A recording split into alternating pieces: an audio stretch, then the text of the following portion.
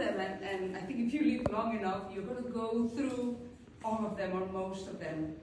But I picked two poems that were very playful and happy and hopeful, and because I suppose in the love journey, you know, there's moments of heartbreak and desperation, and there's moments that are serene and happy, and that's where I am right now.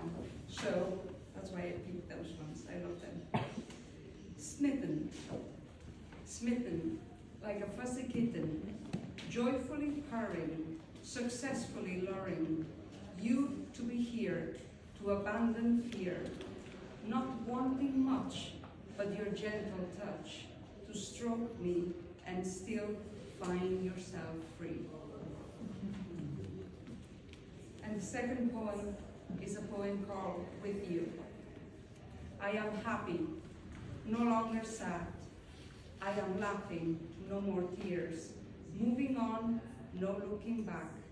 The past holds memories and mine are too sad. I am climbing higher, enjoying your company, smiling to the world. With you, I will pick those flowers nearest to the sun.